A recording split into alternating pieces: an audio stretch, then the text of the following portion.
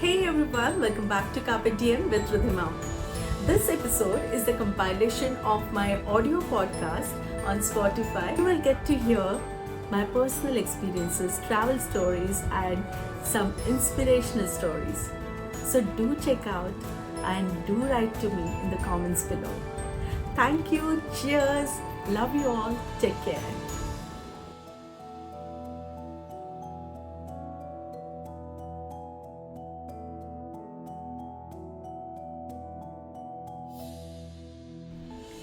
Hey everyone, welcome back to another exciting episode of Carpe Diem with Ridhima. A grateful pyar bhara namaste from me, Ridhima. I am thrilled to take you on a journey filled with rain-soaked adventures, laughter, and the pursuit of dreams.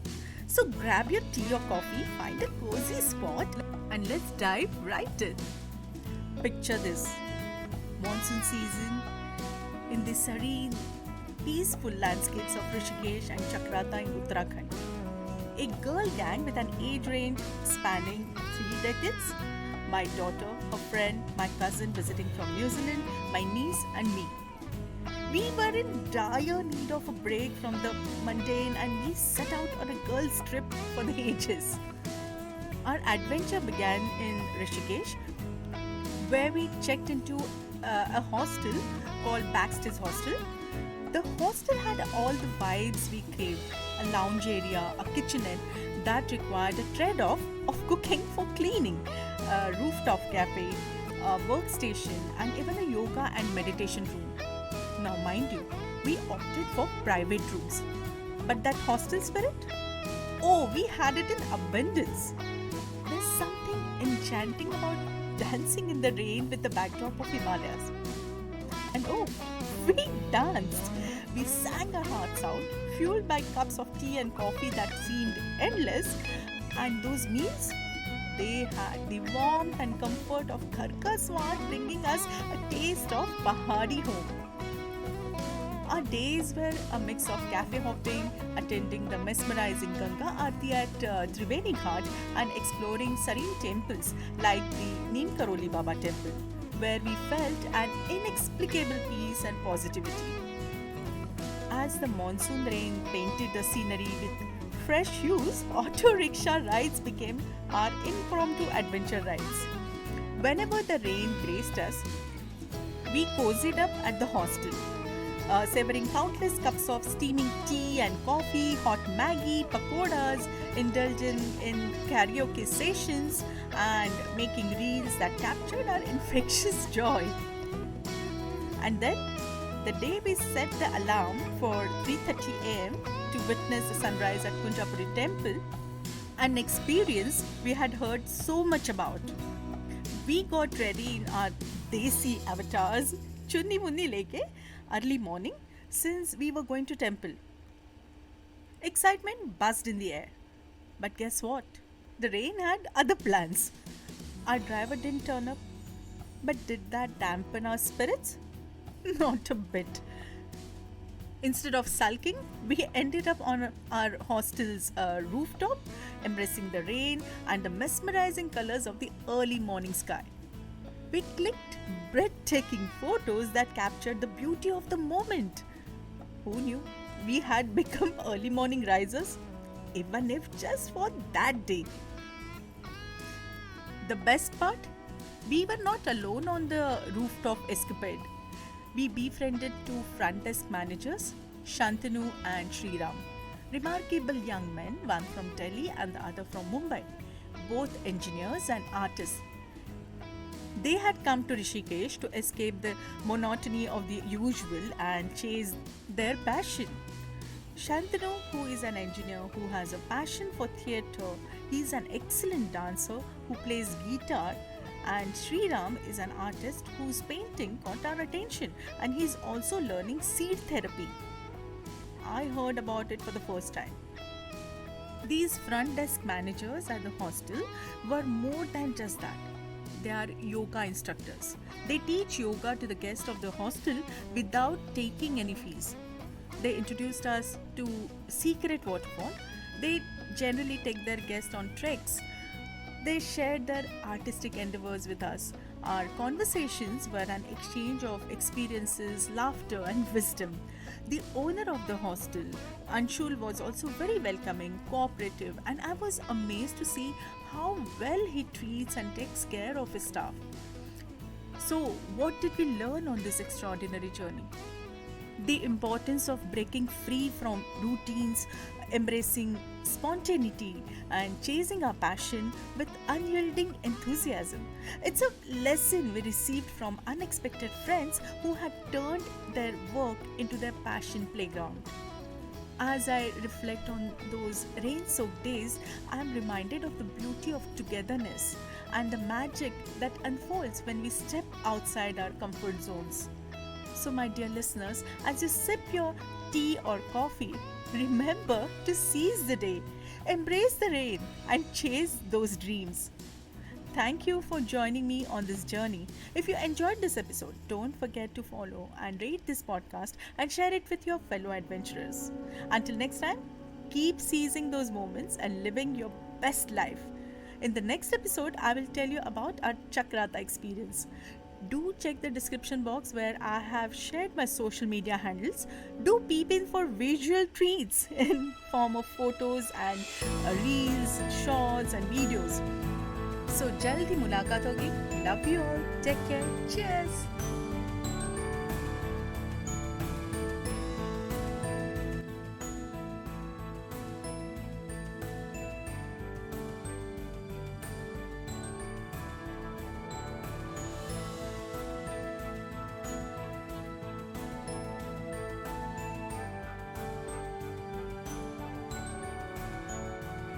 Hello, my fabulous folks. Welcome back to another rollercoaster episode of Carpe Diem with Ridhima. A grateful pyar bhara namaste from me, Ridhima. And I'm super psyched to keep the adventures rolling from the rains of Rishikesh to the breezy heights of Chakrata. So grab your chai coffee, settle down, and let's dive straight into this amazing journey. Remember how last time I was all about the Rishikesh, वहाँ का मौसम, nature, नाच गाना, hostel stay, cafe hopping? Well, guess what? We aren't stopping there. We are taking you from the foothills to the mountains of Chakrata. It's like shifting from a dance floor to a cloud playground. Well, fasten your seatbelts because now we are venturing into Chakrata, a serene hill station nestled amidst towering mountains. Think majestic hills and postcard perfect landscapes stretching as far as the eye can see. Our girl gang, soaked in rain and laughter, made its way to Chakrata, a cantonment town with the Yamuna and Tons rivers for company, nestled among those mighty Himalayas. We drove for about 4 hours, feeling like road tripping rock stars, and landed in Chakrata, 2,118 meters above sea level. Yeah, the air was fresher than a rain-washed morning. Our home away from home was the Prakriti Unwind Resort. As the name suggests, relaxation and tranquility amidst nature. Time for some unwinding.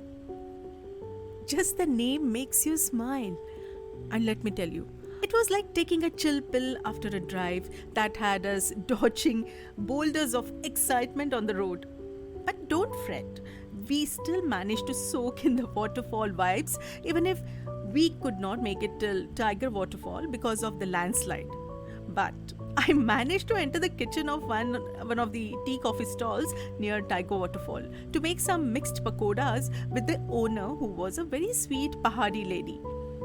I learned new Pahari way to cook mixed pakodas.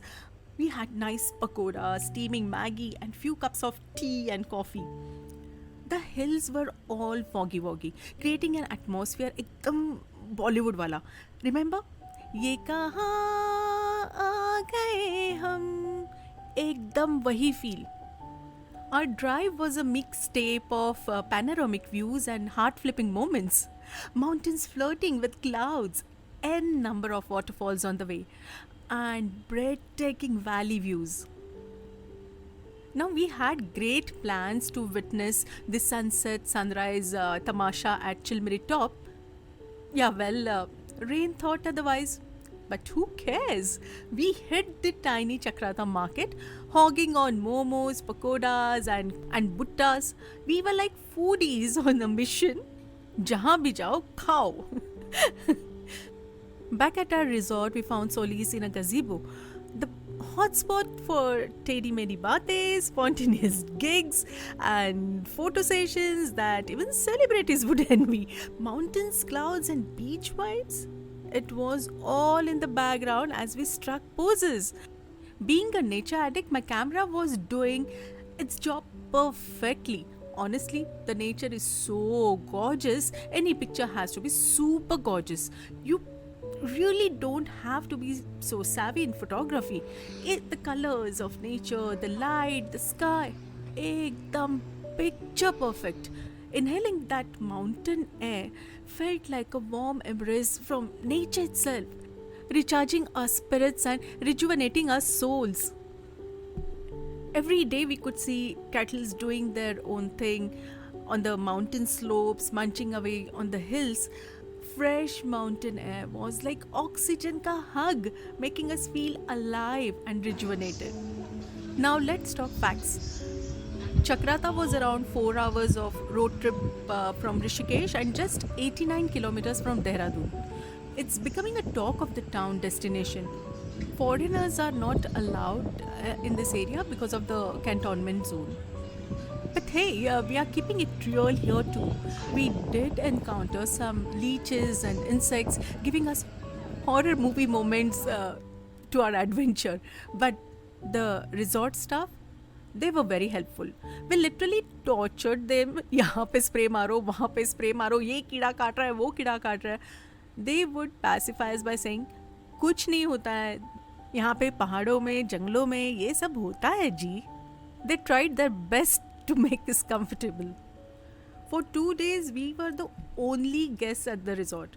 It's situated at a quite a remote place, but they really looked after us like a family. And the food was माँ के हाथ का खाना, एकदम वो वाला स्वाद. Barring this insect thing, rest of the things were 10 on 10. We had fabulous time. Oh, and one more thing. If you are itching for some visual gossip, head over to my social media, Instagram, Facebook, YouTube. I have shared pictures and videos that will teleport you right into our crazy world. So that's a Tinchak scoop on a Chakrata escapade. Life is all about seizing the bindas moments, and that's exactly what we did. Until next time, keep the adventures alive and Josh high. If you vibed with this episode, hit that follow button and spread the love to your gang. Stay tuned for more tales, laughs, and life lessons. See you soon. Love you all. I love somebody, ain't that just beautiful? Don't let that scare you. No one believes a single word you say. I like the way you think. Let's take this all the way. I'm tired of waiting. Hey everyone, welcome back to Carpe Diem with Ridhima. A grateful प्यार भरा namaste from me, Ridhima. Today we have a very special episode in store. But before we dive in, remember to hit that follow or subscribe button and share this episode with your friends. Let's spread the positivity, shall we? Today I want to talk about someone who's been a beacon of inspiration for not just me, but for many out there. I haven't had the chance to meet her in person yet. I'm manifesting it for a long time. Her personality, her spirit, her courage, her smile, they have all touched my heart. I'm sure many of us can relate. Whenever I see her posts or interviews on social media, there's a smile on my face. I feel so inspired and positive, I can't tell you. She's the epitome of grace, strength, and inspiration. You guessed it right. We are talking about incredible Sushmita Sen. She's actually one of the few stars who generally is at the receiving end of love and affection, and the internet adores her. Be it her innocent style, हाँ जान बोलो, or Janeman, or darling, or duga duga. She connects with a fan in a jiffy, and people love her for being real. And let's not forget her signature walk and the elegance with which she carries herself. It's like she's strolling through life, leaving a trail of positivity and strength wherever she goes. And her talks, well, they are like a melody that resonates with everyone who listens. She once said, celebrate yourself. And that's exactly what she's been doing.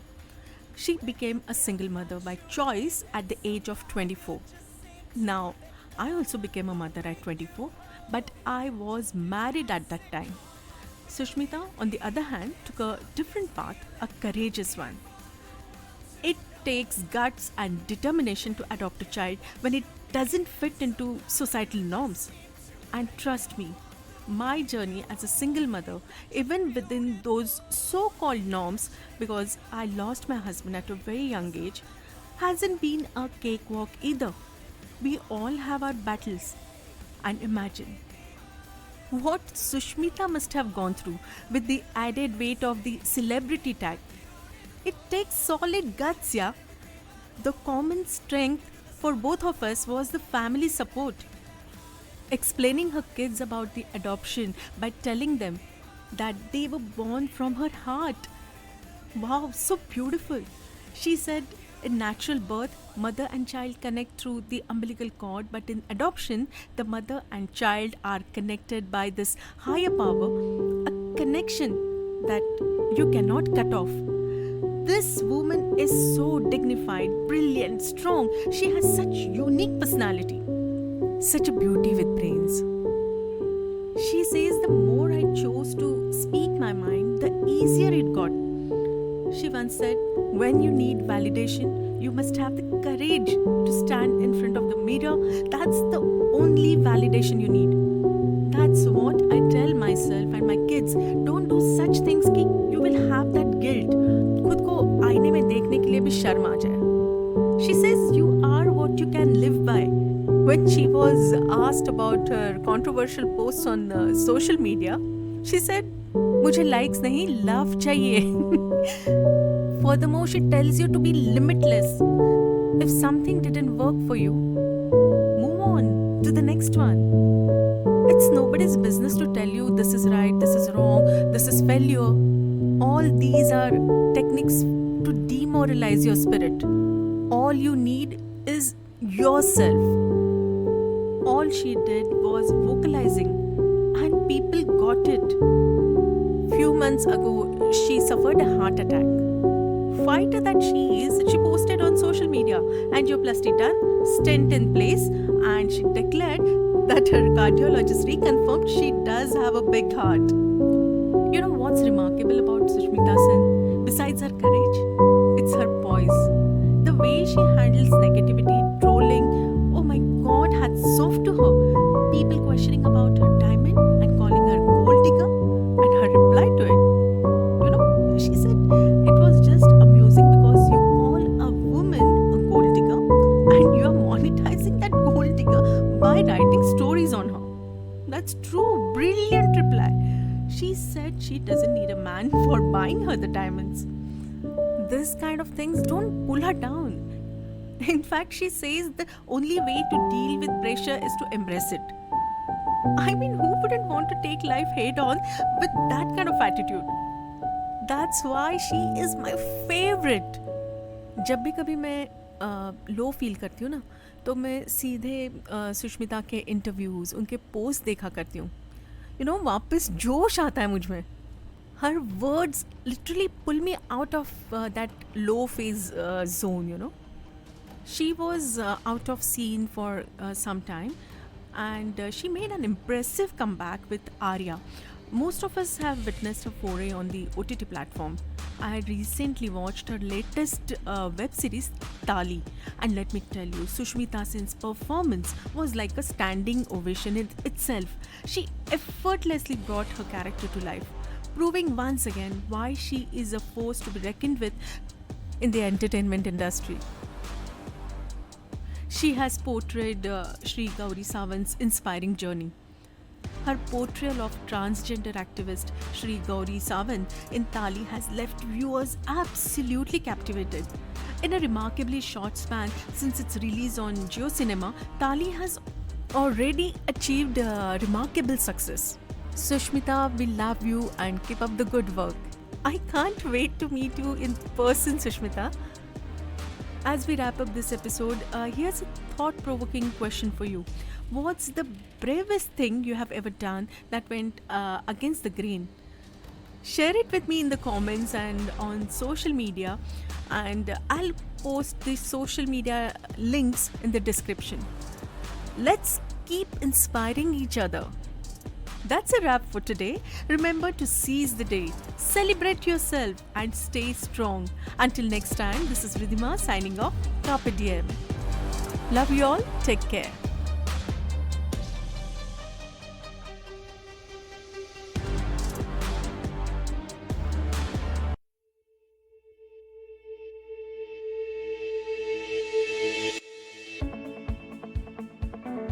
Hey everyone, welcome to Carpe Diem with Ridhima. A grateful pyar bhara namaste from me, Ridhima. In past few years, what I have observed is people are turning back to clay pots, cast iron pots, brass and copperware. Even in many restaurants, we get to see the use of clay and metalware in serving as well as in decor. In my last 2-3 visits to Goa, what I also observed is there are many abandoned age-old houses that have turned into chic, classy restaurants, restaurants, and what I was even impressed by that they have retained that old charm, that rustic look. And to enhance the flavor, they are also using clay or brass pots, plates, cutlery, so that it gives you that vintage kind of feel. We have an ancestral home in Konkan.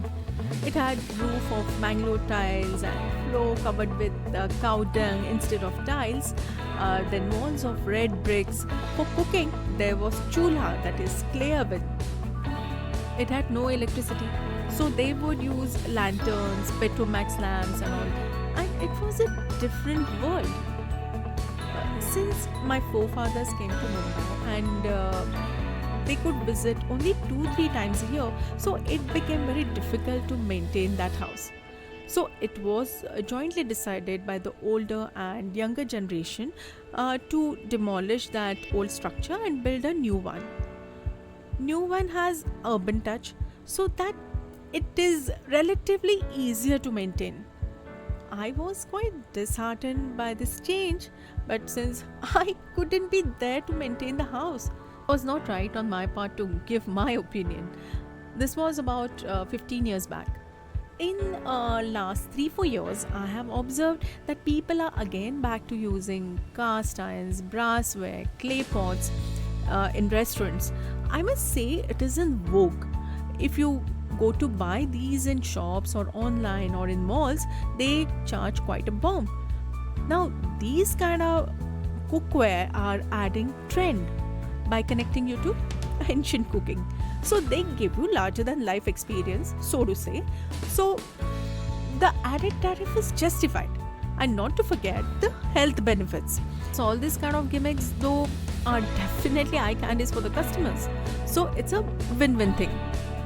Having and using glassware was quite a style statement. In India, metal and clay cooking utensils have always been the most popular and commonly used.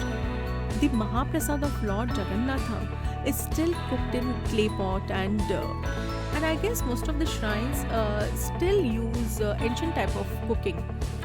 With the emergence of new technology, these conventional vessels were gradually replaced by cost-effective and low-maintenance alternatives.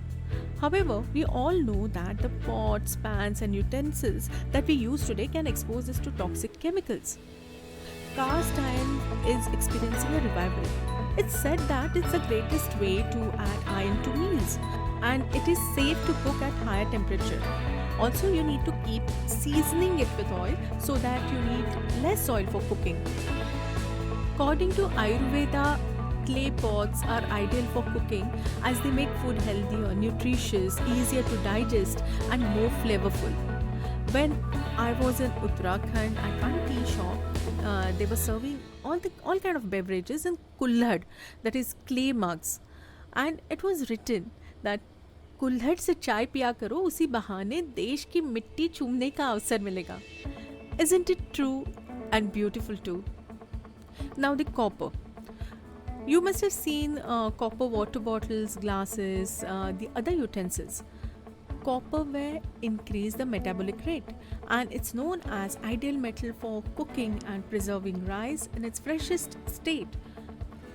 Brass is the most prevalent metal used in traditional cookware. Brass disinfects water within few hours. I didn't know this about bronze cookware. Now, this bronze cookware have been found effective in treating obesity and skin disorders like dry skin, acne, irritation. People with Alzheimer's are also advised to use bronze kitchenware as it aids in strengthening the memory. However, we should refrain from cooking ghee in the bronze pot. Silver. Silver has been the most favored metal for cooking and dining in numerous cultures. Greeks used to hold water and other beverages, whereas Romans used to store wine for a long period of time. In our Indian culture also, we have seen the use of silver, gold and other metals. And other than status symbol, they surely had health benefits. Shosha, shortcut, convenience का ज़माना है, तो ये सब metals का use kitchen में कम हो गया. But again, now people have started realizing the benefits of this metalware. In urban cities now, traditional cooking is gaining popularity again. That popularity comes with a cost. Fortunately, in rural areas, you still do get these metal cookwares and at much cheaper rate. Getting there again involves cost, right? Unless you are traveling there and you pick up, and then it's a different thing. In my house, there are umpteen utensils which are age old and lying in the loft. Silverware in bank locker for obvious reasons. So my kids were, Mama, enough of it, ab bech dalo, kabadi ko de do. Do you really need them? Obviously, I have preserved for emotional attachment that I have with them. ये बच्चों को नहीं समझेगा. At times, I get so confused. Should I detach myself and donate them or get them in use again? Will that metal be so beneficial? With the silver utensils, those are antiques and you don't get that quality of silver now. I guess it's with any metal now. Don't you think all these utensils need a lot of maintenance? I personally would like to use them in my kitchen. But how practical will it be in our modern kitchen and with our modern lifestyle? Do any of you use these metals in your kitchen, and what is your experience? वो कलाई करना, seasoning करना, how often do you do? पहले तो कलाई वाले आया करते थे, but I haven't seen them in ages. Please respond to the poll in description and also write back to me or DM me. My email ID and my social media handles are mentioned in the description. So please write back to me. And Carpe Diem. Till we meet again. Divik, thank you so much for your response to the last episode. I'm so grateful to you all. Love you all. Take care. Thank you.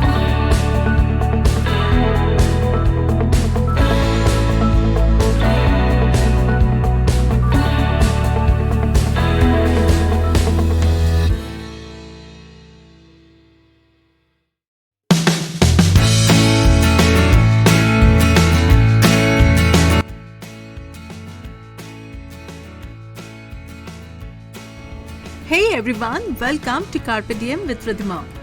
A grateful प्यार भरा नमस्ते from me, Ridhima. There's this buzz about FIRE movement. Now what is this FIRE? FIRE is financially independent and retire early. Isn't it everyone's dream? Basically, this movement prioritizes saving and investing 50% or more of your income so that you can retire early. So fire followers dramatically reduce their expenses, seek ways to increase income and invest heavily. Many of today's upper middle class kids can afford to do so. A generation earlier to mine had an average retirement age as 62, and my generation aimed to retire by late 40s or early 50s. Many in my circle have achieved that and pursuing their passion. To some extent, even I have achieved that. There's an age where you work for money, and then there's this age where money works for you. Now that differs from person to person. Actually, money working for you is retirement, isn't it? When I speak to millennials, they are quite ready for early retirement. That could be late 30s or early 40s. I was just thinking that our fathers would think about their children, then their children, that is their grandchildren. Possibly our generation thinks just about us and our children. Millennials are thinking primarily about themselves. So possibly the retirement age has shifted to late 30s, early 40s. Is it appropriate if I say that they are self-centered? I feel there's nothing wrong also. They want to live their life, enjoy their life. तो ठीक है ना? I feel in that case starting a family at early age is also beneficial, isn't it? But no, they are ambitious. They want best of everything. They want to enjoy. They want money. They want to travel. They want branded things, etc., etc. But responsibilities, they want minimum. I'm not saying everyone is like this, but majority of them, yes. When we friends meet now, we ask each other, are we smarter or this generation is smarter? Did we give our children a priority? Was it wrong or right? When I have an argument with my kids, very rarely, but I have to remind them that how much I have sacrificed. Like every parent does, but sometimes they need to be reminded. And how my priority has been keeping them happy. Their answer is, it's your choice. The fact that they are born to me was my choice, and taking their responsibility and making them my priority is my choice. And they are absolutely right. So argument ends there. Sometimes I'm reminded that it's my duty and I have to do it. Whew. Many a times I'm also reminded by my kids that I should give priority to myself. लेकिन उसके नीचे एक ये रहता है, after us. My daughter always gives me this example of airline instructions. In case of low cabin pressure, oxygen mask will drop automatically, and please wear your mask properly before you assist others. So she tells me, make yourself a priority. But, after her. They are so funny now. I always tell them to be grateful for having me as a mother. So they say, yes, we are grateful, but we won't do the kind of sacrifices for our kids. I mean, I get so irritated, and like every parent, I tell them, जेव्हा आई बाप व्हाल ना तेव्हा कळेल. You will know when you become parents. Today's generation is way practical than us. They have their priorities set, POS set, so they have that ability to retire early. Well, when I'm saying this, I'm talking about the kids in my circle, kids of my friends, relatives. There will be exceptions, but largely in my circle, this is the scenario. I really appreciate that. They're doing well in their careers, earning decent income, job satisfaction wise. If they are not happy, they switch, or they become entrepreneurs or join some startup, or in short, following their passion. I switched my career to follow my passion, though I was doing well in my earlier career. Well, I did that at 40. I had given myself a year to see if I can make it, as I had to start from scratch. Fortunately, I have supporting family. My father-in-law was very kind enough to give me full support from his side. I'm very, very grateful for that. Now, kids, even the teenagers, know more or less what they want to do and what they don't want to do. But now, with the thousands of options as what to do, they do get confused. But at least ये तो पता होता है उनको कि क्या नहीं करना है. And they have valid reasons for that. Coming back to FIRE movement, frugal life today, retire early and enjoy your rest of life. They need to significantly save. In corporate structure today, post-corona, people have privilege of working from home, which saves on time and money. To some extent, also you can look at second line of income by working part-time or by doing something what you like. 50% of income that you save if you invest in mutual funds or direct stocks only if you have proper knowledge and time, can help you achieve your goal to retire early.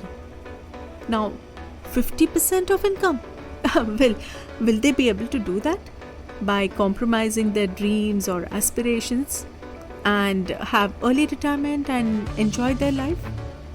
Well, to each its own. But now you can retire early if you want to.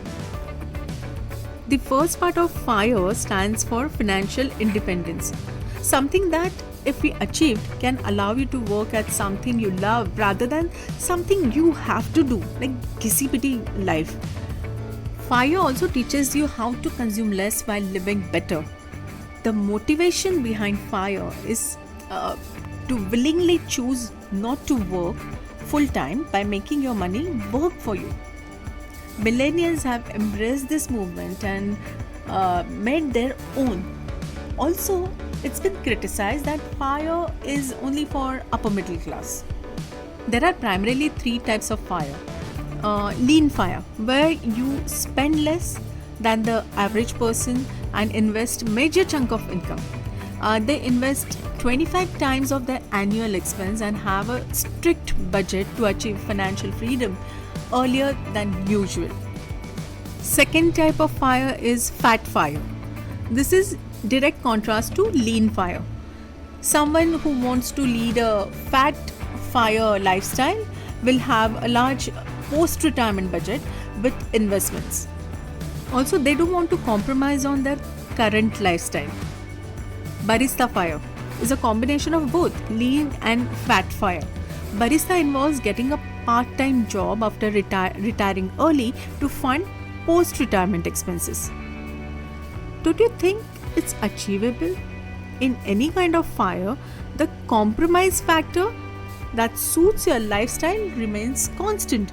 Honestly, if our kids achieve that by adapting any kind of FIRE lifestyle, isn't it nice?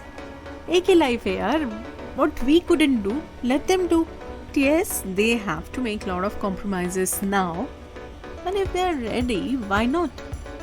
There's this calculation, 25 times of your annual expense should be your corpus when you can afford to retire early. This is mota like. Then there's this 4% rule. I don't want to get into those details now, but the fact that they want to retire early and live their life of their choice is a wise thing. So they will work towards it. Fingers crossed. Guys, please respond to the poll created in the description below about this FIRE movement.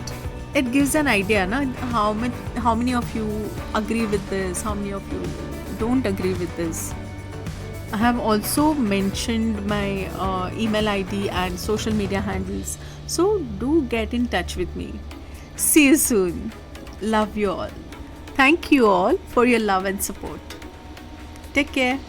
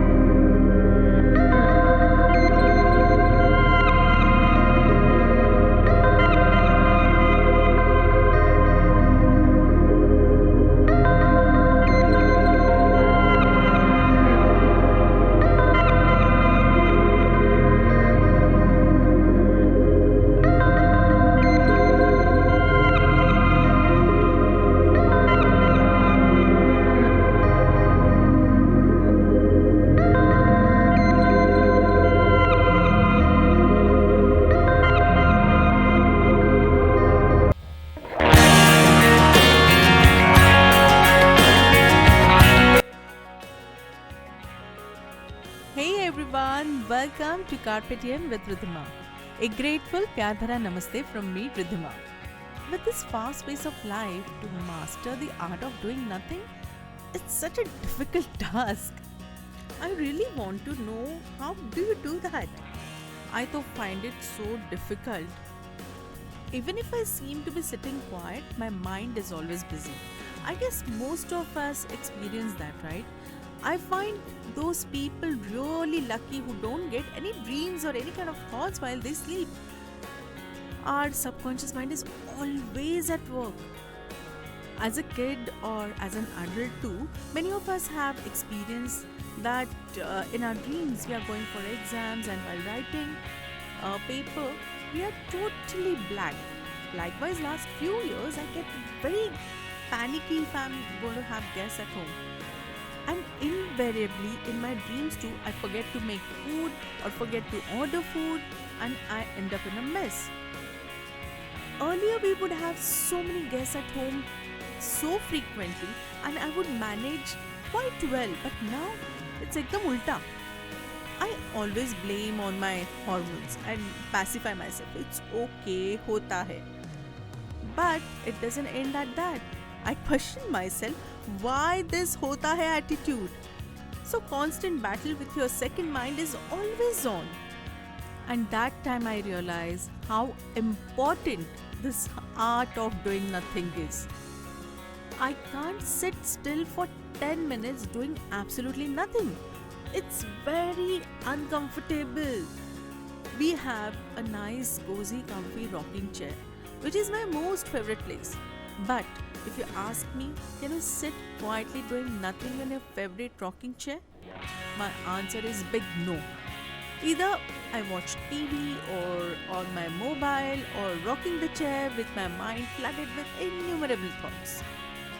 So how much ever I decide not to touch remote or mobile, all my noble efforts go in vain, as I don't want my over busy mind to overthink.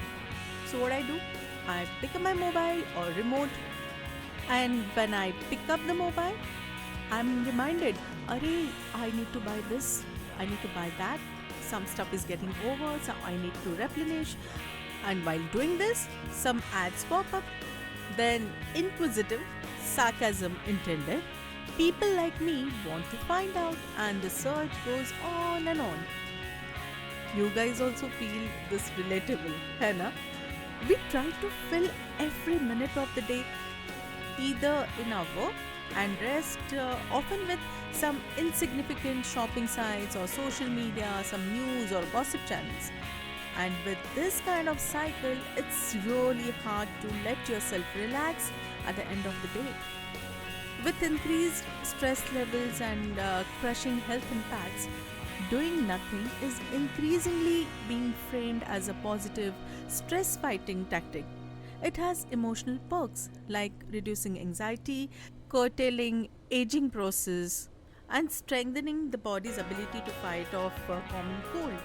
Also, doing nothing can help people come up with some creative ideas. It's said that even when we don't do anything, our brain is still processing information, so it can boost a person's creativity and problem solving capacity. Daydreaming by sitting idle or lying down is also considered as art of doing nothing. Often go alone for drives or sit alone by seaside. Earlier people would find it strange. Just to see the waves folding, unfolding is so relaxing. Staring at the sky and the clouds is so soothing. Nature can be so magical and can change your mood. Now, staring at the sky, talking to yourself, sitting alone, some people may find it creepy. But I feel it's an absolute must. Aimless wandering without any agenda can be a stress buster. I have experienced that. Trust me, though it sounds easy, it is not. Quick access to everything is making our lives so difficult. These bit the clock jitters at times really make our lives stressful. That's the reason why meditation is necessary. Spending time with yourself, it If doing nothing doesn't sound like your thing, in that situation, maybe listening to music, going for walks, or pursuing your hobbies can be other options. Often success is measured in terms of money, lavish houses, fancy cars, branded stuff. According to me, success is happiness from within and, most important, peace of mind. For doing nothing, you may feel guilty of not being productive. Actually, it's a type of anxiety. It's called as time anxiety. I guess everyone has that, and to cope up with it, doing nothing can be one of the solutions. How much time to spend doing nothing? I feel it shouldn't be specific time period. To each its own. Some meditate for 5 minutes, some for longer period. Similarly, how much time to spend doing nothing depends on your mental state at that time. What is important is to switch on that mode. When, how long, why are the answers each one should ask themselves. I would say when you do have the opportunity to do nothing, please do nothing. If there's free time, rather than jumping on your phones or diving mindlessly into emails or social media or watching something just for the heck of it, embrace nothingness without feeling guilty. If the internet or phone connectivity is low, instead of saying, oh fuck, oh shit, and struggling to get into the network, why not pause for a bit and spend time with ourselves and just get connected with ourselves? Tension is who you think you should be. Relaxation is who you are. Doing nothing is an art. To master the art, we have to realize the importance of it. So, take a pause, rest a little, and be ready with some new perspective. Now it's up to you if you have 1 year of just 365 days, or you have a year of 365 days where you have 24 hours. Each day, each hour is of 60 minutes, each minute is of 60 seconds. Choice is yours. So take a break. I'm so grateful for your love and support. Love you all. Take care.